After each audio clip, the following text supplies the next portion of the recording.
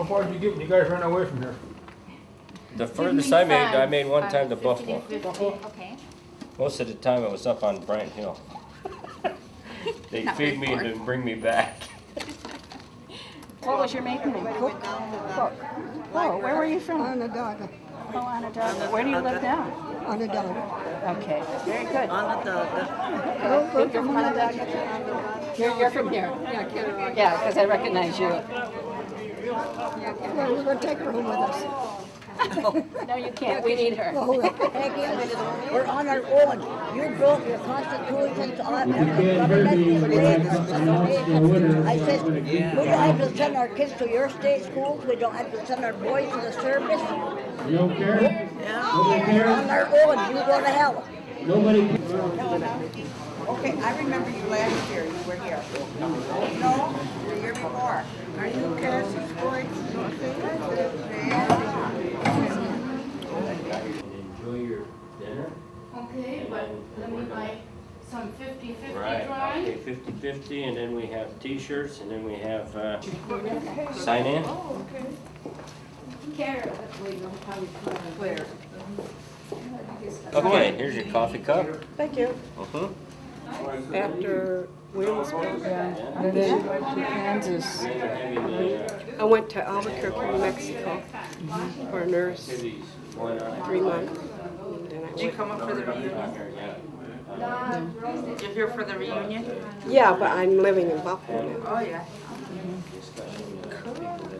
I've been around. She's married a Haudenosaunee Indian from Kansas. Yep. I never even knew I had 2 brothers and a sister. And I didn't even know I had brother and sister, Albert and Alberta, until they were 2 years old. I never saw them. I never saw you guys until you were 2 years old. Because they were always having somebody watching me all the time. I was going back and forth to Buffalo to one of our aunts, or our grandparents would watch me. But I never saw you at the house when I was at the house. That was, I don't remember I thought that was terrible. I was a little bit younger than her. And then when we were there, they wouldn't let us talk to our own brothers and sisters.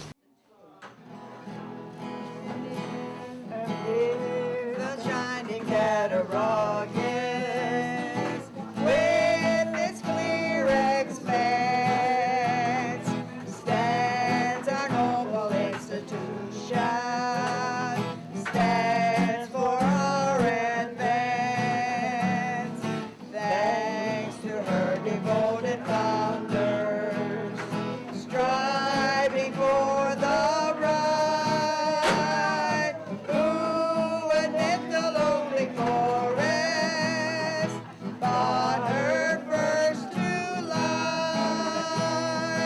Works the watchword, wafted onward, love shall be our rule. Truth will triumph when it's spoken for our Indian school. What though tasks are sometimes irksome, what though skies are gray, cheer and courage to our sadness soon will drive away, and tomorrow summer brightly on our path shall be, if we try to shun the darkness and to find the gleam. I'm Jackie Bennett, and I'm just me. What's your function here at the library? Oh, I was just volunteering with this exhibit. I was just helping my sister with this exhibit. I don't actually work here. I used to, a number of years ago. I used to work here, but now I just helped her with the displays that are up. And we've been at it for like 2 weeks, getting things sorted and organized. A lot of the elderly people, these things happen to them long before their memory. You know, it's not like you can say when I was 2 years old this happened and now I'm 80 and so I act like this. Did you go to the school? No. Well, I went to school there for 3 years, but I didn't live there. They refer to you guys as the outsiders. Yeah, and that was before my time. When I went to school there, we were either resident or non-resident. And then we had bussers and walkers. Okay, my name is Jerry Gates. I'm from the Seneca Nation Library Board, and we have coordinated this event. And what we want to do now is have a panel of people to speak about their experiences. They're all residents or workers that were here at that time. They will tell their experiences when they were there. It's kind of like an interactive thing. There'll be time for people to ask questions if they have any questions, but we would like the panel to sit at this table, and there's 5 of them, and then everyone else can sit. There's chairs. We will be bringing them forward so people can sit, have some place to sit where they can be within hearing range. Hello. My name is Joan Krause Jones, and I came here in 1942 and left in 1951 to go to the Carlisle Indian School in Oklahoma, where I graduated from high school because it was easy.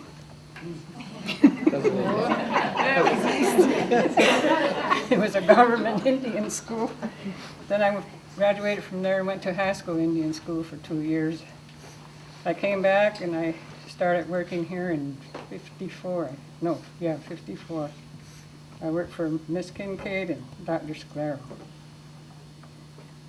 And that's it. Hi, I'm Lenny Kettle, and I don't know when I came to the Thomas Asylum School in 42 or so, about 3 before I was 4 years old. My dad couldn't take care of us. There was my sister, my brother, my sister, and another sister, so it was 4 of us. And he couldn't support all of us, so he sent us here. Yes, that's what I understood. Yeah, it was fun, I guess. It wasn't like we were in prison or nothing, but we had to march and, you know, in line and get up early and do your chores, but you couldn't speak English. That's one thing I wanted to say. You couldn't speak. You had to speak Indian. I mean, couldn't speak. Excuse me. You couldn't speak Indian. You got your mouth washed out with soap, terrible soap. It was lye soap, and washed out, and then spanked with a rubber hose, and stood in the corner. That happened a couple times, and I was talking with my brother. My brother spoke Seneca too, so we conversed, I guess. And then I don't remember what it was, and that was a beat out of you. And I guess you just learn not to speak anymore. And so kind of lost it. But I know a little bit of it now. I'm Frida Kraft Morse, and I was born on a Tuscarora Indian reservation. I'm not Tuscarora, I'm Upper Cayuga, and my mother died when I was 2, and we were taken and put in a orphanage in New York, in Buffalo, New York, and until I was 4, and then went to Thomas Indian School. My father was alcoholic, so he didn't have the time or day for us. So it was 4 boys and me, and I remember little bits and pieces of when I was young, very unhappy because I never knew that my mother had died. And but as the years went by, I adjusted to the lifestyle of the short bangs and the short hair and the little jumpsuits we have and our stockings we rolled down with our rubber bands. But as life went on, you know, you settle in and you adjust to it. And but what I get out of all this, I never knew what love was, never. And I had to find that, you know, because nobody had time to take us and sit down and sit us down on their knee and say, you know, or give us a hug and say I love you. And I had to learn that, and it was very hard for me along the way. And but I learned it, and from when I was 13, I spent 10 years there, and then I went to Chilocco. But I didn't graduate from there. I know it was easy, but at that time I married a young man from Oklahoma, an Indian man, and had four beautiful children from there. And then I now reside in Ohio, and I come back here every year for this. I look forward to this, seeing my friends, and I love them all. So I just I'm glad that I can stand up here and talk about the past and be happy about it now, because I've learned a lot from it, and I'm just glad I'm here. I went down to school in 1940 to 1953, where I graduated from going to high school. I was just looking at the pictures over there of our beds, and we used to call them the boat beds because everybody, I don't know how many kids had slept in it before us, and they were just really sunk in. And you keep nice and warm because the covers would come over the top. Then I can remember jumping from bed to bed to bed. Then when the house mother would come, we'd just get in whatever bed. There might be 2, 3 in one bed, you know. But I had a lot of fun down there. I took sports, played basketball. Probably seen some pictures over there. I played basketball. I liked the swimming, and we had chores to do. And I guess I was in the kitchen with my friend Mrs. Canfield, and I'm still working in the kitchen. And but I had a good time. I really made the best of the situation, and it's always good to come back and see everybody here. And that's it. The end. Okay, I was thinking that maybe if we wanted to, people would want to hear a little bit about your daily life. I suspect it was very routine. Maybe you were governed by a whistle or something, or with someone knocking at your door to tell you it's time to do this or do that, or could you tell some experience about that? What was your daily life like? You had a schedule that you did? You went to breakfast a certain time, or what? You know, tell us a little bit about your life there. We had a whistle that blew every so often, so we knew what time it was. Time to get up, what time to go to lunch, what time to go to bed, time to eat supper. We had a bell. Used to ring a bell. Yeah, I remember a bell. Yeah, And then when we got in the dining room, we'd have to say blessing by a bell. Was it something that was memorized, a blessing that was memorized? Yeah, we had 2 Do you of know them. what it is now? Mm-hmm. Can you guys say it now for us? Can you remember it? Now we thank thee, Father in heaven, for this food which thou hast given. Bless us all as we partake, and give us strength for Jesus' sake. And then the other one. I came across in one of the reports that was annual reports that were sent to the state, there was like a little brief section in there about cheerleading, and this person, whoever was writing the article, said they go to other schools to the games and they all have cheerleaders. How come we don't have a cheerleader? How come we don't have cheerleaders? And they said we could get a bunch of girls together and have a cheerleading squad. Do you know, was there ever a cheerleading squad? Mm-hmm. Yeah. Noreen was a cheerleader. You were a cheerleader? Do you remember any of the cheers? Nope. There was a cheer. I remember one. What was it, Jim? Big Chief, Little Chief, Papu Squad, Thomas Indians, rah rah.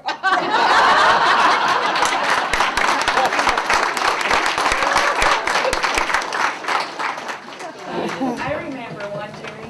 Okay. It's Thomas Indian J. We're going to win today. We got the team. We got the fight. We're going to win for sure tonight. So fight, team. Fight, team. Fight, fight, fight.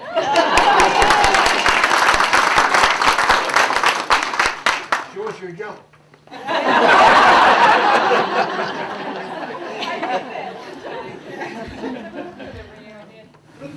So did you wear uniforms for that? We made them. Yeah, You made your own Yeah. uniforms? Yeah. Okay. Yeah. Yeah, so everybody took sewing when they were young? Oh, yeah. Yeah, there's so many people. Yeah. So for 8 hours. You sew for 8 hours. I never seen for 8 hours. So what did the guys do, Lenny? Work. We worked. You guys had to work, you had to do Work all the on the work. farm. They did the Go to the farming. farm, yeah. Mhm. I see in the reports that there were like 30 cows, and so that was the finest butter in the area, the article said. Best milk. The best So- food. Oh, yeah. That's one thing, we never had to long for food. We had plenty of food. 130. Yeah, because they raised everything. We furnished the state hospital with all their produce Really? Yeah. Wow. and milk. Yeah. And so, and food was it sold to other like local Not stores or that I know anything? of. Or just Exchanged. Yeah. Remember Mr. Levan Eels? Yeah. Yeah. Yeah. Yeah, he came up to me one time, and this is before he died anyway. But he came up, we was down in Allegheny, and he came down to the church down there. And I didn't know he was there, and he came up behind me and he says, I seen you stuck out behind that Wells building, weeding off. I'm gonna sell it on you. What did he say? He's gonna tell on you. Yeah, he seen you smoking, he's gonna tell on you. But, and he'd come up every once in a while and he'd say, a few things, different times he'd come, he'd think of something, and he'd say it in, language, sound language or whatever. But I remember they had chink. What's chink? Money. And what's what else? Oh, I thought of a few things, but I can't think of them now. Well, even when you made plug cake too, I was just thinking of different things that you could make. Used to make dice, let them dry up and poke the holes in them, roll them, make marbles, and everything. Put them on their teeth. Yeah. Yeah, put them on your teeth, make you like you're knocked out or something. But there was, everybody had a nickname, and a lot of times the guys, you didn't know their name. They're like, well, Skunk, I don't know Skunk's name, but. Yeah, but you grew up just knowing their name. Haas, what's Haas' name? Wilcie, yeah. Right. Everybody had a nickname. To get our hair rinsed with, what was that? Kerosene. Vinegar. Yeah. Was it Vinegar. kerosene? Yeah. Vinegar. Where we went to school there, they had, we used to call the kids on the reservation outsiders. And, somebody would come in with lice. Oh, yeah. And then if they found it, then one person, everybody would have to get their heads rinsed out. And this went on just about every week for a long time. And I used to hate that because it used to get in my eyes. I used to open up my eye and my eye would get all red and sore. Didn't like that. The kerosene rinse, Yeah. I remember that too, but my father used to do that when we'd come home that way from school. Because I was an outsider, we'd come here to school and we'd go Yeah. home with lice, so my dad would. Probably blamed us. You were saying, what did you carry over when you became an adult? They told us one time, and that's all. They told you one time to do something, you did it. There was no 2 or 3 times, one time. And that's what I did with my children. I tell you one time, and that's all. And I grew up with that with them, But like we were saying about our identity, we kind of lost our identity when we were children. Because we didn't have the love, we didn't have the nourishing that we needed. The worst thing that I remember were the thunderstorms. They scared me. I hated them. And to this day, my husband will tell you, I'm still afraid of a thunderstorm. And that's when I wish that, I had my mother or someone there to hold me through it, So it was for me, it was, I lost my identity, and I could hardly wait to get away from here. I said, I'm never coming back. And I went through that whole cycle of not knowing who I was or where I was, you know. And I was ashamed to tell people I was an Indian. I grew up that way, you know. I mean, you hear, you know, they tried to make you white. And then you got out and you didn't know who you were. You weren't white, you weren't accepted there, and you weren't Indian either. I mean, you know, because I grew up, you know, being ashamed of what I was. And I've gone full circle, I'm back. We're good cleaners. Yeah, that's what I was just gonna say. You know, I really had a problem because every Saturday we used to have to, regardless of the floor, you know, we had wax on the floor. We had to strip the wax off, take everything out and do this every Saturday. So when I got married, I found myself doing this. And I was really like being in control when I didn't need to be. I mean, it was bad, really. Felt right in. Yeah, and I found myself like I had to do everything at a certain time. I couldn't get out of that. I finally got myself out, but it took years of working at it. I seen what I was. Well, one thing for sure, I had to go to a doctor, and he told me. And I told him the story of my life. And he told me what to do. And he told me that it's going to either kill you or you're going to have to get out of that because you don't need that. It's too much stress on you. That's easier said than done, wasn't it? Yeah, but it took years, and I finally, I did get out of that habit where I thought that I had to do everything. But my first children that I had, I remember I was doing the same thing to them every Saturday. And I caught myself at doing it, but I changed, and I'm glad that I did. And they still love me so. I don't care what, I needed that discipline, you know. Of course, I was used to it. My dad ran our home like a military school anyways, you know. So when I came here, I got some more of it, sort of. It didn't bother me. It was a little more mild, in fact. And so that's how we were raised, in a very strict military style at my home. What was it? We had high expectations of us. And my dad used to come up and talk to the teachers here, and he said, Rhodey doesn't perform, she doesn't do what she's supposed to do, you let me know. And she'll get it twice at home. And I did. And they did report to him, you know. And it was part of a big plan. And I think that's the history that our kids don't know, and they've got to know why. So we don't keep falling into it and repeating it. And it was all about alienating families. It was all part of a great plan from day one when the people came here to overrun us. And I think we were all victims of it in one way or another. Most of us, I think what we learned was to survive. But that's what it taught you, all the heartache and hard times you went through, and the deprivations you went through, and the lack of love. That's the biggest. She's right about that. Frida's right about that lack of love, because that's what they took away from us. Even in my own home when I was growing up, that was taken away from me. I lived with my parents, you know.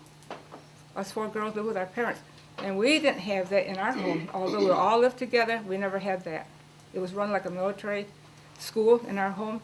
And I never knew what that was, so I grew up and had my kids. I was you're not trusting. You're not secure because you don't know that kind of parental love from your family. You have to learn it. So I can sympathize with Frida, because I grew up my whole life like that without that kind of parental love. Discipline, yes, caring for us, roof over our heads, clothes. We had plenty to eat, but I was starving for that love, you know. My whole life, my mother never said she loved me, and we were all in the same house. My dad never said that to me. He didn't like to touch us. My mother would only hold us when we were little, when we were sick, and she took good care of us. So I guess that was her way of showing it. But don't forget, they came from boarding schools. And the only thing they kept telling us was, you've got to be better, if not as good as the white man. I heard that from the time I was 8 years old. You've got to be as good or not better than them. You've got to show them. I always had this idea, I got to show them, I got to perform. For what, you know? I was shooting for the wrong thing, really. But that's how good the civilization teaching got to them. They learned it real well. They were fluent speakers of Seneca. They didn't teach us one word. Not one word. The minute they'd be talking, we walk in the room, they stop. And I used to say, why don't you talk to us like that? Oh, go play. Go do your work. Yeah. So you soon learn not to ask anymore. Yeah. So, but I learned to survive, though, just fighting against that. So I'm not going to let it get me down. I'm going to get out of here okay. I think we could probably close. I want to thank everyone for coming. This has really been an interesting afternoon, and I think there's so much more that we could learn about this, and it just would be so beneficial for our young people. And it's really true, the younger ones don't know very much about this, and it's really a significant part of our history, and I think it is important to teach it to them. And I just want to thank all of you for coming and for our panel, and if you guys would hang around for a few minutes, I'd like to say goodbye to you. And thank you all for coming. Okay, we're here. Excuse me. Okay, you see where the field is over here? That's where we used to have the garden. And every summer, all the kids had to go, and we all had a section of the garden. And instead of playing like little girls and little boys were supposed to, we were out there slaving in the garden in the hot, hot sun. Sometimes we would be there for hours and hours. We would first plant, and then we would weed the garden, and then we would when it was time to pick, we had to pick, and we had bushels of peas, and we would have to be on the high walk, and we would all be sitting around. We had to shell the peas for hours and hours, bushels upon bushels. Today I don't like peas like from the fresh peas. Or sometimes they would take you by your ear and take you, do something like that. Mm-hmm. And also, huh? Soap. Yeah, they would put soap. I remember having soap put in my mouth, but I forgot what I did. Must have been swearing. No, I don't. No, I did. I don't swear. But you know what? When my oldest girl, Marie, she swore at me. You know what I did? I went to the bathroom, got the soap, and I did that. You know what? And she never swore again. It was. I mean, you did get used to the rules, and you did get used of all the people and all the girls, but we didn't even, like when I first came here, I didn't even know I had two brothers, and I had a sister. And they were here too? No, they came 2 years after I did, and I had some aunts and uncles, but we didn't associate we couldn't. They wouldn't even let me play with Alberta, and she was in my building. And so it's like it was a harsh place to live, and well, I didn't think about it until later. My oldest sister said it was like living in jail here, and it really was, because you were confined. So why did Grandma and Grandpa get rid of you guys? Well, I think because they were very poor, and at the time my dad was drinking, my mom was working 2 jobs, and she just didn't know what to do with every time she had one of us. There was 7 of us at the time, and we all went in. My mother came to visit me sometimes on Sundays. We would go to the visiting parlor, but that was a horrible place. It was not kept up at all. My mom didn't stay there very long. She just seemed like she wasn't there for very, very long. So but what would she ask? She didn't ask anything. We didn't learn anything from my mother. She didn't ever try to teach us any. Even when we got older, when I would go to visit her at home, she never taught us anything, and she never told us why she did what she did. Even though, we were poor and everything, she still could have kept us home, but I don't know why. So I never was upset about it, really. I mean, I never was mad at my mom about it, or got, or was being hateful or anything about it. Even though you kind of give up your children, as you shouldn't, just not have anything to do with them, and then after they die, it's like, what did I learn from my own mother? What did she teach me? Nothing. She still could have taught me something when I would go to visit her, but she never did.